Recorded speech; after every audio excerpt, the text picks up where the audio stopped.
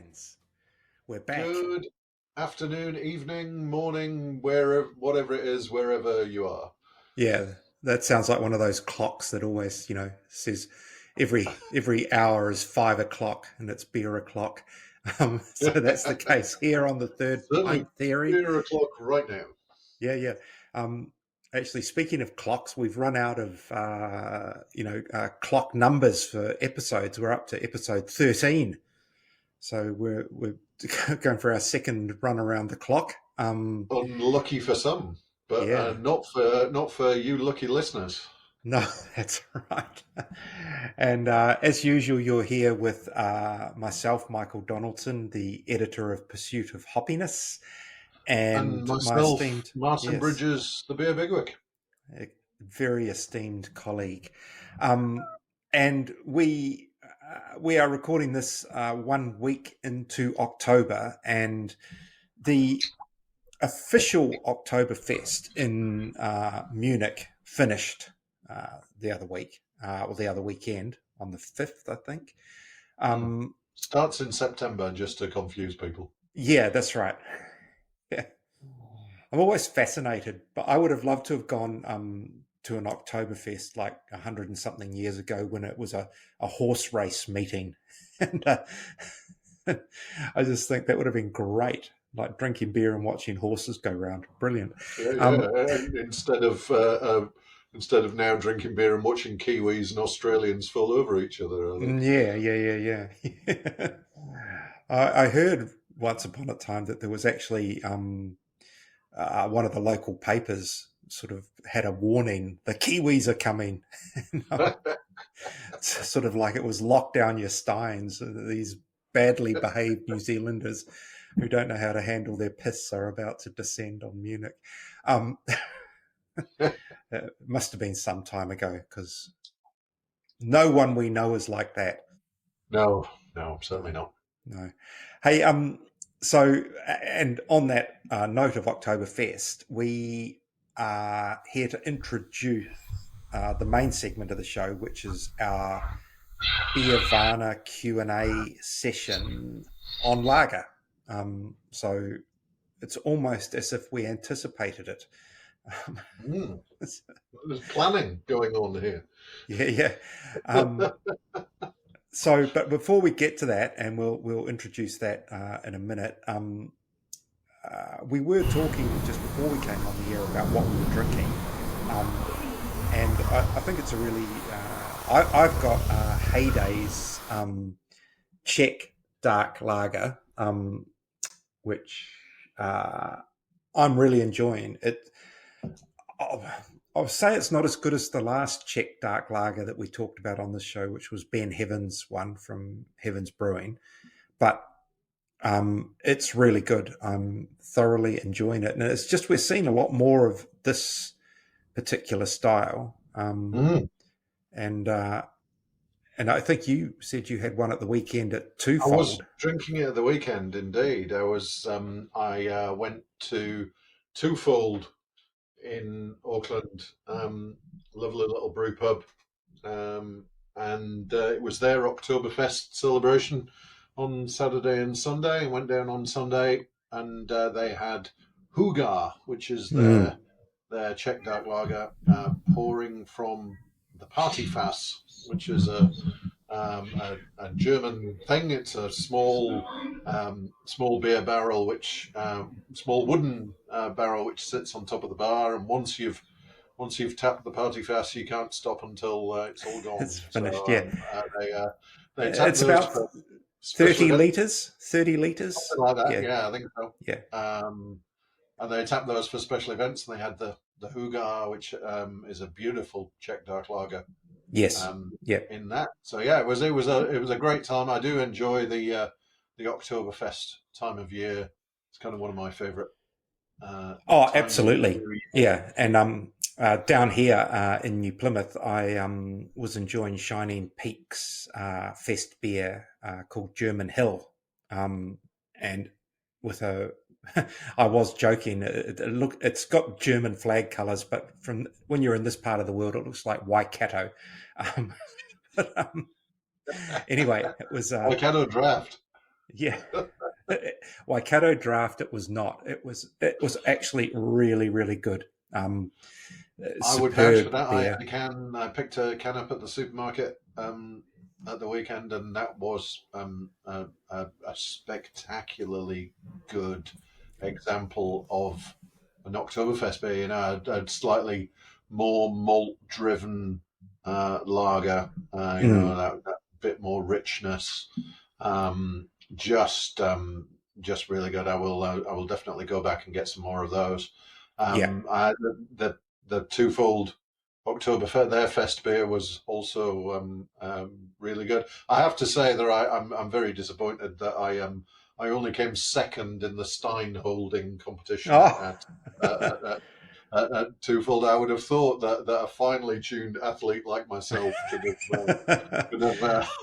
have taken that out, but I've seen I your only managed to come I've seen your gym sessions posted to Instagram, Martin. I know you can bench press a fair amount of metal, so so, but yeah, yeah. so it was good. It was good fun.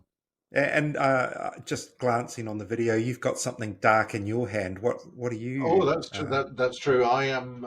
So I'm drinking a Doppelbock. I'm drinking Mm, the Sprig and Fern, the Goat, yes. um, which is a multi-award-winning beer. I think in the New World Top 25 Yep. again Again. this Yep. year. A beautiful, beautiful beer. It's comforting. Really, you Yes. know, it's that richness, the kind of the dark fruits, but Mm, but kind of refreshing at the same time. Such a good beer. I'm kind of nursing it while it warms up slightly. It was a little bit cold when I started, but I'm yeah. very much enjoying this. Yeah. No, it is such a good beer. There are not many breweries that make Doppelbocks in New Zealand. Occasionally, like Monteith's used to do one way back, and that was like the only one. And that was actually, a pretty good beer in its That day. was one of my favourite Monteith's beers. Whenever that made an appearance, that Mm. was worth having. I think that there was it definitely, maybe it was the house yeast, but there was definitely probably a little bit more banana ester in that Yeah. than you would expect in a proper German Doppelbock. But it was other than that, Yeah. it was I'm it sure was it a really. had winter warmer on the label. I think that Uh, was what they called it. Yeah, there yes. wasn't it. Yeah, they called it Yeah. Yeah. Monteith Warmer. It was Yeah. actually a Doppelbock Mm. behind the Mm. scenes.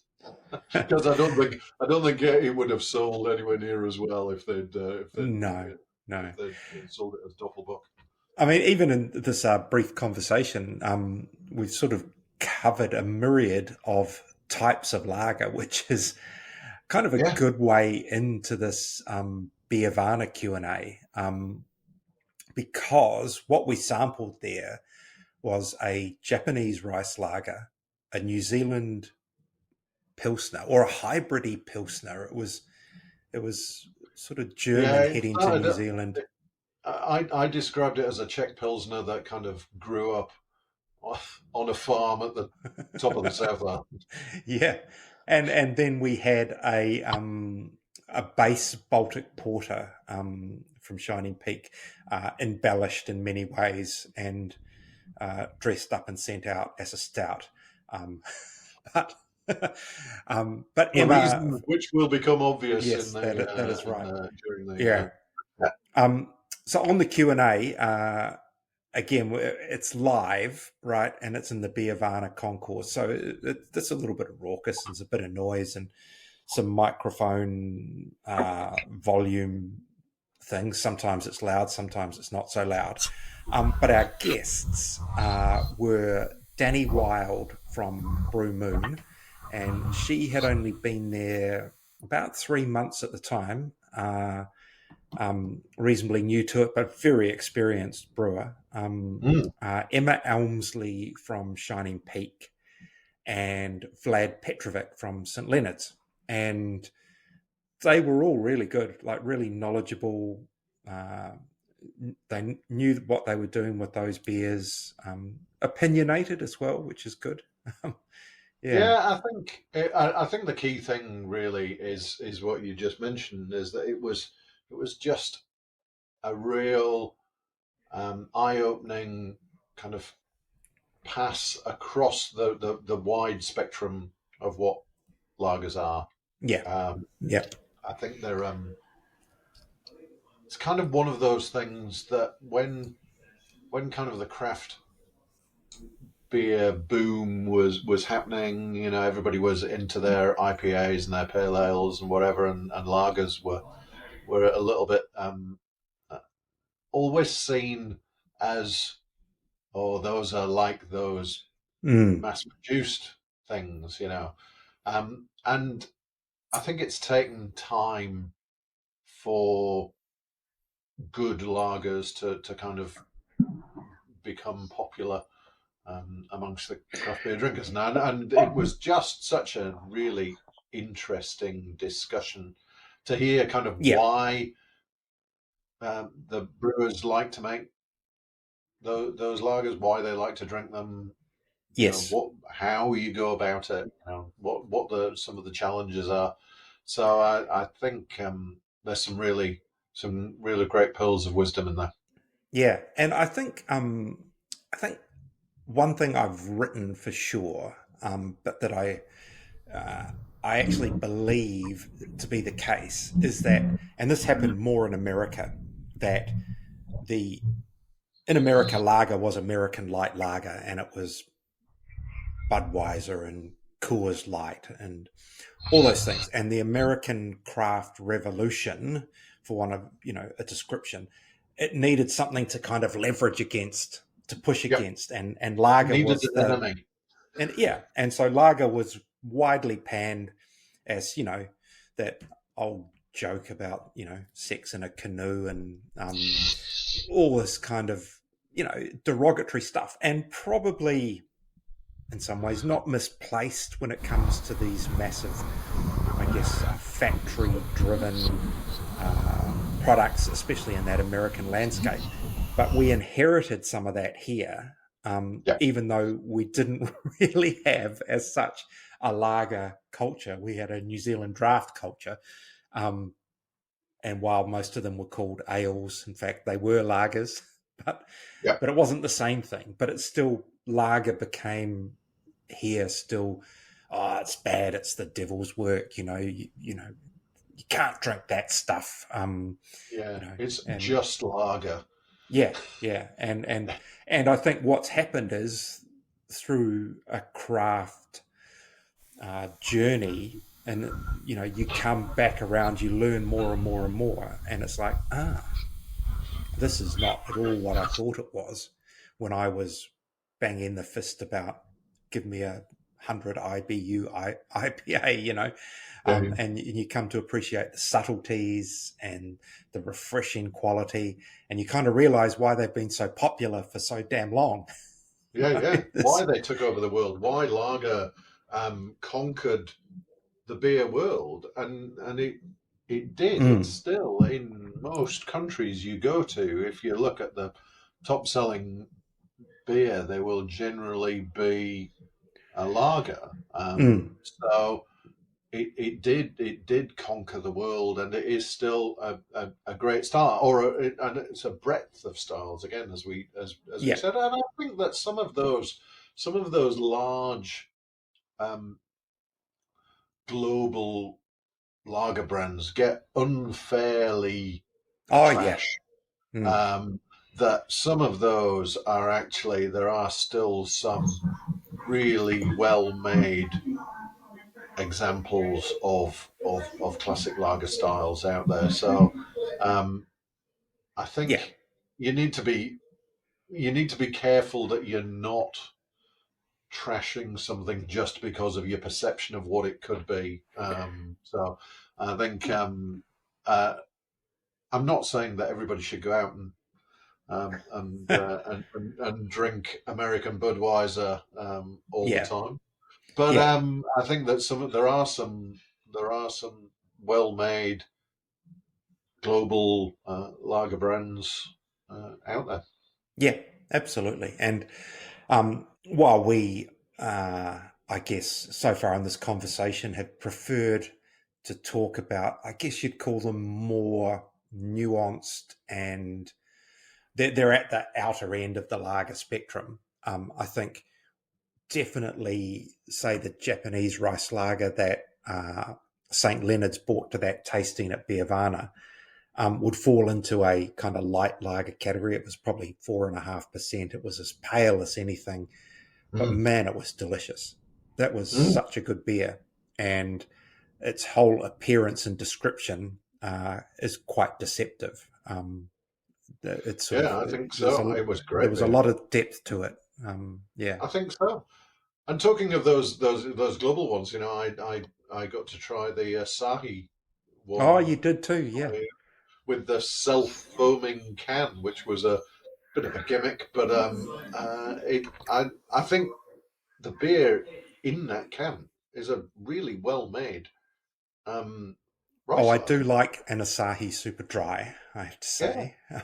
It's and it's a great beer. I think there are so many great lagers. We've talked about the dark lagers, we've talked about Doppelbocks, we've talked about fest beers, we've talked about Marzens, Helles, Pilsners. There's just so much in the house of lager. Yeah, and one of my other favourite styles, I have to say, is that the amber lager, Mexican amber lager, for want of a better word. And Modelo one is a very good example. Negra Modelo is a classic, global classic. And that's kind of in that Vienna lager style very much. There's some really interesting stories about how kind of Vienna lager got to kind of Mexico and oh really? Okay. And around there, there's some really interesting history there. Which I'll tell you who makes probably, in my experience, the best version of that beer in New Zealand is Eddie Line in Nelson.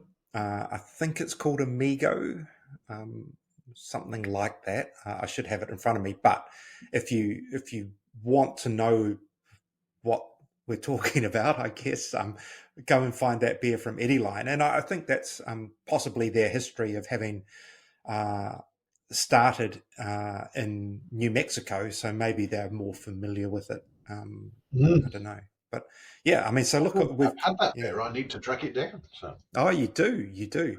I mean, but even look where we've been in this conversation about lager, and we've been to Germany, Japan, Mexico, New Zealand. It's fascinating, really, and all the different varieties.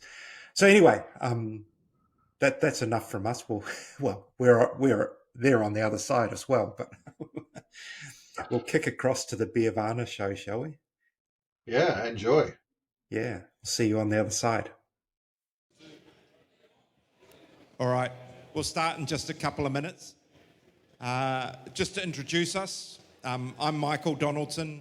My co-host is Martin Bridges, aka the Beer Bigwig, and we host the Third Pint Theory podcast. And this little Q&A is some content for us and hopefully some entertainment for you. So we've got with us tonight, if you can see Dani sitting behind the speaker from Brew Moon, Emma from Shining Peak, and Vlad from St Leonards, respectively Amberley, Taranaki, and Auckland, Tamaki Makaurau. And this session is all about lager. And we've got 3 different lagers. We're starting with a Japanese rice lager from St Leonards. And then we've got the award-winning Czech Pilsner from Brew Moon, which picked up a trophy at the New Zealand Beer Awards a couple of weeks ago. And then you might not think it's a lager, because it says stout on the label, but it's a Cosmic Choc Almond Stout from Shining Peak, and we'll explain why that beer's here. And so because we're starting with your beer, Vlad, we'll start with that. Why on earth, for a brewery that does a lot of European styles, and if you don't know St Leonards, do go and visit their stand. They've got some amazing German and Belgian style beers, but you've got a Japanese rice lager. Why? I mean, pretty simply, it's because Rory and I like crushable beers, and it's one of the most light and crushable lagers you can drink. After a long brew day, all we really do is crush Japanese lagers. And is that also because your taproom clientele want a lager? Absolutely. It's our best seller by a long shot. Wow. Which I think is very lucky for a brewery to have a lager as their number one seller. I think many breweries would be probably quite jealous of that. We get through a lot of it, and we do brew for the garden clientele quite a bit. It is a beer garden. It's mostly, popular in the sun. It's what you want in the sun. And traditionally, these beers are brewed with rice. So as a rule, what sort of percentage of rice goes into the grain, the grist for this? We pushed it on this one. This is 40% rice. Okay. Pretty high. Yeah. And what does it bring? Like, what's the rationale for it? I think it cuts a lot of the grain character out. I think it brings a lightness. We use flaked rice from Bintani, which I think does have a bit of character as well. So it's not a rice syrup. It's flaked rice. A little bit harder to brew with than a rice syrup, but I think it gives it an interesting sweetness. So this is quite a dry beer, and I think if it wasn't for the rice, it would probably lose a bit of balance. Okay. And I've heard rice is really expensive to brew with. Is that the case? Yes. Okay. Yeah. I mean, we don't have to sell to grocery, thankfully, so there's better margin in having a brew pub. So grain costs aren't really that big of a concern for us. Right. So yeah, flaked rice and Wireman extra pale in this one. And the hops, do you use German Japanese? hops? A lot of noble stuff.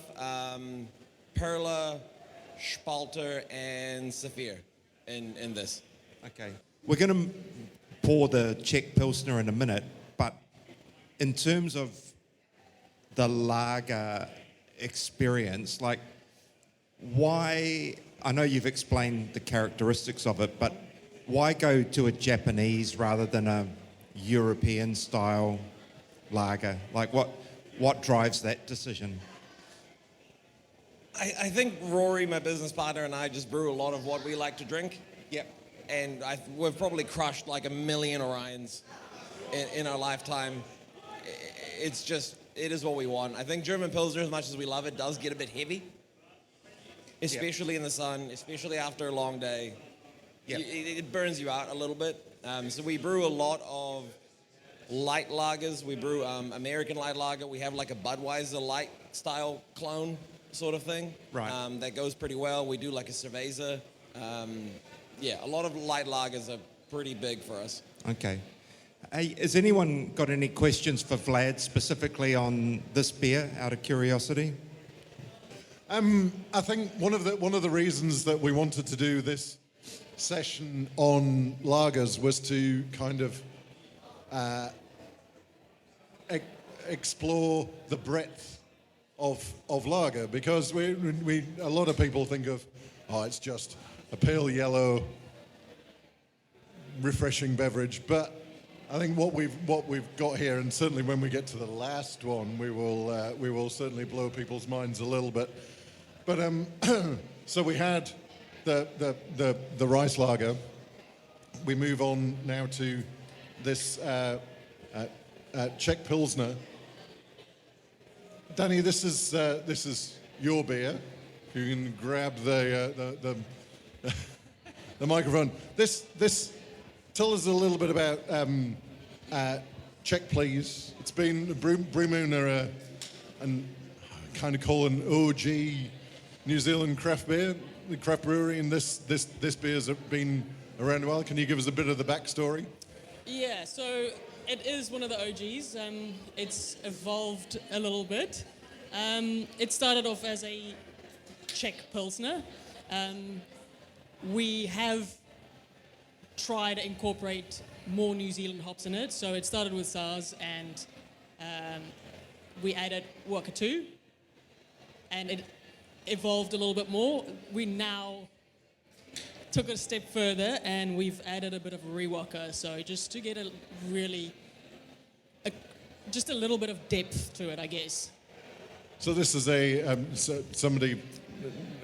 Czech Pilsner that grew up in the north of the top end of the South Island. Yeah, exactly. So I think Pilsner is one of those sub-styles of lager. It's probably the thing that people most associate. If people said lager, 80% of the time people would think Pilsner. What do you think are the kind of the key defining characteristics of that would kind of stand it apart from, say, the rice lager? So I think with a Pilsner, it's just you let the hops shine a little bit more. So there's a little bit more bitterness and a little bit more spiciness to it. Yeah. You also get a bit of with the malt, you get some bread crusts and biscuit flavor coming through. So it's kind of upping that complexity a little bit more, but still maintaining the kind of the freshness, the refreshing characteristic. And again, where does this sit in terms of percentage of Brew Moon's output? Putting you on the spot there. Sorry, that's a tough question. Percentage of sales? Yeah. It's a tough one. We've got quite a wide market, so there's a bit of everything going around. A lot of hopheads in our market. We do also have a lager. We weren't sure if it was going to compete with a Pilsner, but it's actually two different drinkers. Like we were talking about it earlier, some people just want that smashability, and that's what our lager is. Okay, so that's a really interesting point, actually, because I think it comes back to that, lager's just one thing. Lager's not just one thing, and you're demonstrating that you've got kind of, you can have two lagers sitting within the range and differentiated from each other. Yeah, absolutely. And we do also brew double the quantity of both of those beers compared to the others. Obviously, because you do have to let them lager a little bit, but still volume is high, much higher than the other beers. So you do. How long do you lager the Pilsner for? As long as it needs. Right. Okay. Sometimes it needs longer. Sometimes we run out and we have to push it. Yeah, because that's 4 or 5 weeks. That's I know that's a tough thing for brewers, is that lagers, like for those who don't know, the word lager means to store. It's from a German. Traditionally, they were held for like 2-3 months, and that ties up a tank. Yep. For a lot of time. That's a tough call. Hey. Yeah. Sometimes we're lucky. Sometimes it sells. Other times it gets the opportunity to lager for longer. But we do also have a bright tank dedicated to them, which helps a lot with tank turnaround. Okay, that's cool. So do you guys also do Pilsners in the kind of the Czech style? Or? We have. They don't sell that great for us, if I'm honest. German Pilsner does pretty well. Czech-styles not so much. Maltier things move slower in the garden, I think, for the most part. And I know that Shining Peak definitely have a Czech Pilsner, because I drank it down there earlier on today. So does that go well for you? So that one was made for the Christchurch venue, Sumner. So yeah, it's one of the core range beers down there, and it's a good seller. Czech Pils is a style that is close to my heart, so it's nice to be able to brew that style and have that available as like a core range beer. That's cool. Any questions? Any thoughts on this? I've got somebody back here who's waving at me. Sorry, I've just got a quick question. Are these beers able to be reached in Dunedin? I'm just not sure if I've seen them before. And So most of our beers, Dunedin's one of our second most popular places we sell our beers. Not this one specifically, no, but other beers, yes. This answer will be a lot shorter, I would have thought. No. No. So if you want the St Leonards beers, sadly, well, I actually think it's a good thing. You need to come to Auckland. You need to go and sit in their awesome garden bar and drink their beers on site. It's sadly. an experiential a thing. You have to go there and have the beer there. And actually, Brew Moon's a destination in its own way. And I'd say Shining Peak as well. They're places you have to go to really enjoy the beer at its best, I reckon. I'm just going to push out the... can we call it a Baltic Porter? Is that what it really is? Yeah. So okay, so we'll talk about the Baltic Porter, because this to me is that real demonstration of the breadth of what is a lager. It says stout on the tin. I assume that's because stout sells better than Baltic Porter. It was actually because we wanted to enter it into a stout competition. Okay, that works as well. But Baltic Porter, do you want to give some history of the Baltic Porter style and why it's considered a lager? Well, so I suppose it's a reinterpretation of an imperial stout. Except it's fermented with a lager yeast, and so it gives sort of a smoother fermentation profile. It's a lot softer than probably what you'd expect an imperial stout to be, and sort of hides that.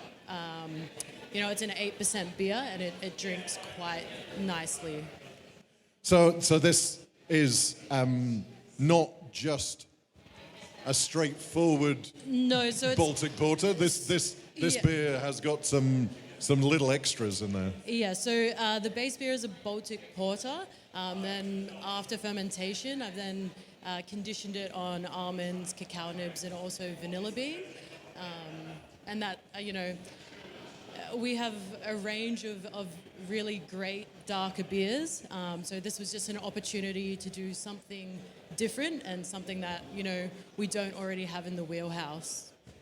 And I personally, I've had this beer before, and it's an awesome dessert beer without being overly sweet. It's not. It's. Michael's passing some of those out. I would say that was my intention behind the beer as well. I didn't want it to be as sweet as, say, what a pastry stout is, but not as dry as like a regular stout. So you've still got that sweetness there, just to help balance it. And yeah, I see it as a really great, after a meal, sharing with somebody. You can have the whole can if you want to have a good night's sleep, but it's a great sharing beer. I agree. I think it's a lovely beer, and as you say, it's made with a lager yeast, so therefore it counts. Where we can count it in here. So we've gone from a rice lager through a Czech Pilsner to a dessert beer. With a Baltic Porter. I think that this, to me, kind of really illustrates that the breadth of the lager style, because lager's not a style, is it? It's a family. It's a family of beers. I think we should talk about that really. But I'm curious, maybe to all the panelists, is it the yeast or is it the length of conditioning that makes a lager? Like, do you have a view? Anyone? I mean, I definitely think there's a turning point with lager yeast specifically. I will say the longer the better, not just, when you think the beer is ready. And why is that? What happens at the turning point?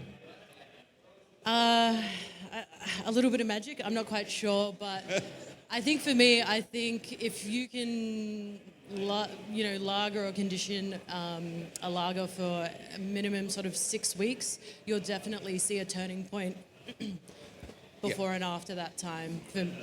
Okay, yep, that makes sense. Dani? I mean, it is a lager if you're using lager yeast and cold temperatures, but it will be a good lager with lagering. It's a better answer. A few other people have filtered in. Has everyone got a beer? Did everyone get one of these? Very good. So, you want some more? There is more. We've got a few minutes left. Out of the beers we've just tried, is this your favourite one that you make as a brewery, or is there another beer that you prefer within your portfolio? This is probably my favorite if you're just counting liters consumed. So yeah, I'd say so.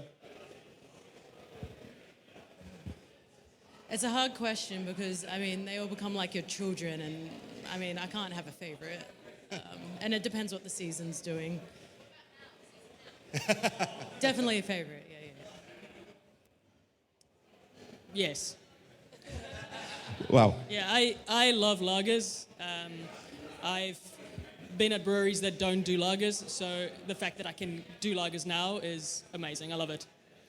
And it won a trophy, so you can't say... Yeah. Yeah. Are there any other questions from the floor? Yes? I'm just curious. So lagers, you would typically think, get them out of the fridge and drink them nice and cold. And I think with your one, Vlad, and Dani, with your one, yep. Emma, what would be your recommendation? Like, in New Zealand, we tend to put everything in the fridge.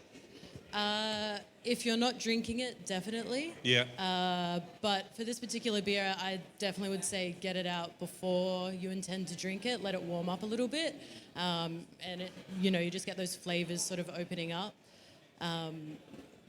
But you can go on a journey with it and have it cold, and then let it warm up as you drink it, and sort of see the change in the flavor profile, which can be a nice journey as well.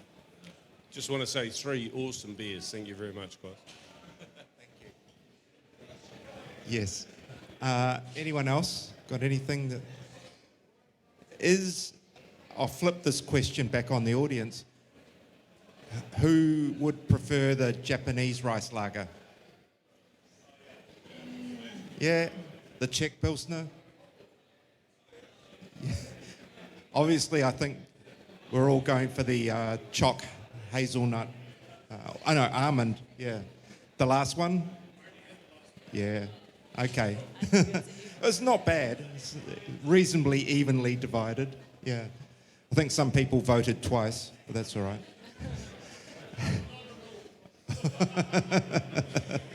You can like all 3. No, I think, kind of coming back to what we said earlier, it seems to me, and I don't know, because obviously you know a lot of other brewers, that lager is a brewer's style. Is that... Why do you think that is? You're not the first 3 brewers who have said to me that a lager is their favourite beer. Why is that? I think lager is a really good assessment of how a brewery is. I think if you want to really understand a brewery, try their lager, because it'll give you a good understanding of their processes and the ingredients and their yeast health and everything. It's just a very good way to know a brewery. You can't hide behind hops and adjuncts and everything too much. This is great. Emma? Yeah, I would say similar. Like, I think as a brewer as well, there's nowhere to hide. So if you can make like a banging lager, then Yeah, that. Yep. Dani, you have anything? Yeah, I don't have much to add to that. It's just that you have no place to hide. It's a good test of your skill. Is it, you know? Yeah, it's a challenge. It keeps you on your toes. Yeah. And it's something that everybody. It's obviously popular. Everybody, you know, like everybody. If you've got a brew pub, you've got to have a lager, and to be able to turn that out and really focus on that is awesome. Dani, you said that you added Rewalker to this, and I think you can really taste it in that profile. Was that your idea? No, that was I haven't been with Brew Moon for that long. I started at the start of this year. The brewer before me, Andy. Yep, he's now at Beer Effect. He made the change. I controversially am not a massive Rewalker fan. I just get a lot of diesel, unfortunately, but I have learned to love it by toning it down. Yes. yeah. If you don't know Doug, I'm sorry. He has a connection to New Zealand hops going back some time. Good point. I just wanted to add that Rewalker is actually a Sarts triploid. So even though you may pick up some diesel character and some other bits and pieces in there, in its heart there is still a lot of Sarts characteristic inside that hop. So it's very well suited to Pilsners, as Emerson's can attest. Thank you. Yeah, absolutely. Thanks. So you have to keep it in. Yeah, it's staying. What about Rewalker? Is there a division here on that hop? Hey? There are some. I've been hearing lots of people who don't like it, and they tend to be women, to be fair.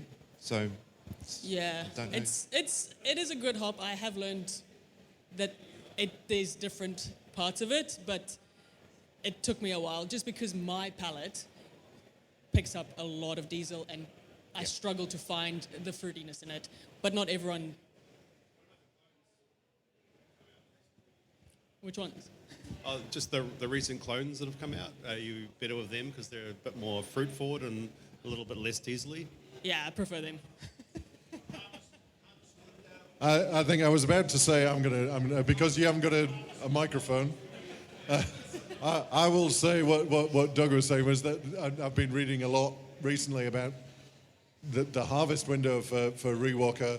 Whether you harvest it early or late can have a significant impact on those diesel characters. And I think it's awesome the amount of research that's now going on into kind of how those things impact, and I think we're learning so much more, and over the years we'll get to play with that. Yeah, absolutely, and you get to use different harvest times in different beers or different timings of the beers. Yeah, I think it gets away from that. Oh, we used Rewalker. Oh, we used early harvest Rewalker. Or we used late harvest Rewalker, and it's quite different. I think we'll get over years to come that kind of differentiation, which is awesome. Yeah, exactly, and I think that's where I've learned to love it. Excellent. We've drifted off into hop territory, but that's not a bad thing. Yeah. But this is mainly for Emma and Dani, maybe even less Dani, because I don't know how long you've been in North Canterbury area for the harvest, because you've got a hop farm there now, and of course Taranaki's growing hops, so less so Auckland. But in terms of regional hops, have you got a preference for your homegrown variety at all, or is it still in the experimental stages? It's still in experimental stages, so we use Wayward hops for our fresh hop beer. Yeah. And they, at this point, only do harvest and have fresh hop available, but they are looking to pelletize in the future, which is really exciting. And the Pilsner we did this year, Old Puri Road, we used Rewalker, and I actually think it does give like a lot more tropical fruit, and it doesn't have, it's still got that classic Rewalker like aroma and flavor, but I find it a lot more fruity, a lot more passion fruit, which is really cool. So I'm very excited to see how when they pelletize, how those will sort of translate into beer, being in like a different region. Yes, and if people don't know, there's also hops now being grown in North Canterbury. I've forgotten they changed the name of it was Okaora Farms, but they've... Yeah, it's now Bold River Farm. Right, yeah. And have you used them? Yeah, same. We've used some of their, for the fresh hop. Came out amazing. It was really a good beer. I'm, again, not a massive fan of fresh hop beers, but it was good. They've now pelletized, and the samples I've received was incredible. So we're very excited to use them, but not discriminating. Different suppliers offer different hops and you can get them flavors, from anywhere now. So we do support a lot of people, but definitely a big shout out to Bold River. Lovely. Hey, are there any final questions? Because we're sort of up to our half-hour mark. Yes. I just want to go back on the Rewalker thing. I don't want to sound like a broken record or anything, but at peak, Rewalker gives incredible passion fruit, tropical fruit characters, and that diesel character is something that should not be there. Even if people love it, it's not really within that hops profile when it's harvested at peak. Thank you. The next session will be with Doug on... It's a Rewalker exclusive.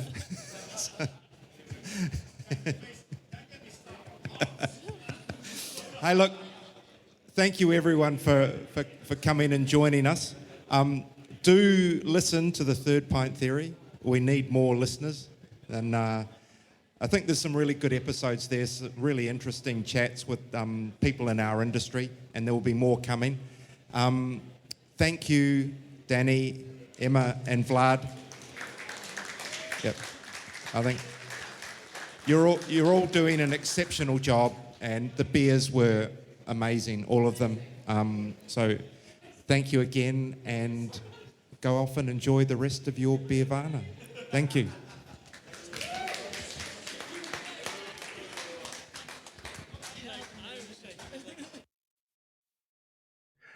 All right. Okay, well, welcome back on the other end of that. We thoroughly enjoyed that at the time, and I hope you enjoyed that rendition of it, slightly edited in places. And one of the things, Martin, that really, a phrase that stuck with me in that was this whole idea of a turning point for lager in terms of its conditioning, because I think it was me who asked the question, what makes a lager? Is it the yeast that is the cool temperature yeast, known as a lager yeast, or is it the lagering, the conditioning period, given that the word lager means condition? And one of the answers was, well, there is in fact a point where the lager changes in the conditioning period, and it's the combination of the yeast that you've used, the cool temperature, and leaving it long enough to get to that point. And I do think the conditioning is critical, but you need all that other stuff as well. Yeah, I think so. I think it's that you can't just take any beer brewed with any yeast and leave it for a length of time at cold temperatures, and it'll turn into something great. I think, but having said that, I think the really great lagers that I've had have had that length of time. The time in tank. And I think, that's what makes them expensive to make, because you're tying up a tank yes. for the length of time of doing that. But I guess maybe that's why they historically, recent history, got a bad name. Maybe because the turnaround times in sort of countries like America was probably so fast. They were never lagered properly. They were probably speed produced, and so, maybe that's a reason to rebel against them. And maybe it certainly seems that most New Zealand breweries are giving their lagers at least kind of a month. 6 weeks is ideal, I think. I think six weeks plus is great, but I think they're certainly getting a lot longer than the IPAs and so on. And I think the general level of quality is going up. And I think that was another point that I took from that chat, was that I think it was Vlad that said it, is that there's nowhere to hide with a lager. It's a real showcase of the quality of a brewery in terms of the quality of their ingredients, the quality of their yeast, the quality of their processes. Try the lager. That'll really show you how good a brewer they are, because there's nowhere to hide. You can't cover it in hops and nobody notices the flaws. I think one of the other interesting things, and it came up again in this conversation, in terms of the rise or the reimagination of lager, and a lot of it is to do with people who have brew pubs now, that has become a model, and probably the best model for making it as a craft brewery, to have your own outlet. And when you have your own outlet and anyone can come in, chances are more than likely they're going to want a lager. So you have to have one. And and so I think that's another reason people have got better and better at doing them, because you don't just want to put on any old rubbish. You want to put on something of your own, and you want it to be good, and you want it to be memorable for those people who are not coming in for a hazy IPA or a fruity sour or whatever. So I think that contributes to it. That conversation, if we noted at the time, wandered off into hop territory, which was really interesting. And with Doug Donnellan, former CEO of New Zealand Hops, was in the audience and took exception to a minor critique of Rewalker. He certainly. I've known Doug many years, and he's never been backward at coming forward with an opinion. And being in the audience at that talk didn't stop him. So, no. I thought it was great. It was great, and he knows the history of Rewalker really well, and I think that the thing that came out of that to me was, and we've talked about it elsewhere, I think, is that the research that's now going into picking windows for New Zealand hops, and how the characteristics of the hop changes depending on how early or late in the picking window you take them. I think we're going to get a huge amount of knowledge and ability to kind of pull some extra levers to get some interesting flavors out of that. I'm really looking forward to hop harvest next year, and kind of maybe hopefully doing some episodes around that. That would be an excellent thing to do, I think. Yeah, and I think speaking of hops, it's probably a good point to note that the next episode in this series will be quite hoppy driven. We've got the interview with Luke Nicholas from Epic and Steve Plowman from Hallertau, the two of the instigators of IPA fever in New Zealand, and it's a great chat. Pin most of the blame on those two for why New Zealand went nuts for IPA in the late 2000s.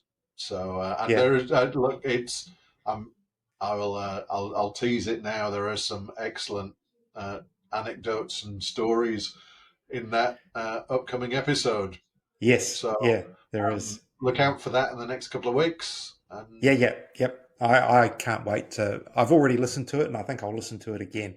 It was very entertaining. So, look, that's us for another week, episode 13 in the bag, and yeah, we're probably not rushing them out at the feverish rate at which we started. I think we both ran out of steam post Beervana, it's fair to say.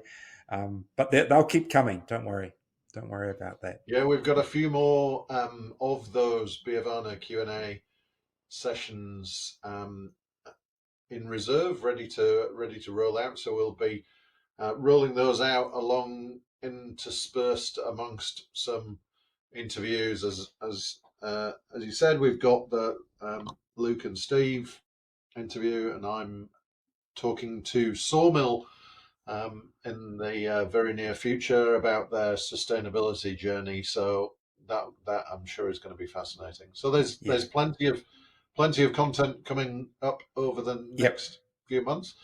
Always keen to hear from people about what you like, what you'd like to hear about.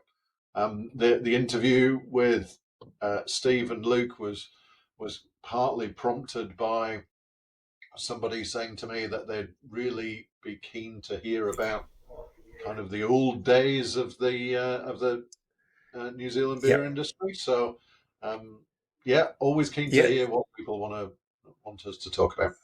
Oh, nice. Very good. Okay. Good night. Enjoy whatever beer you have in your hand or are about to have in your hand. Martin, I will catch you next time around. Cheers, Michael. Have a good evening. Thanks, everyone, for listening.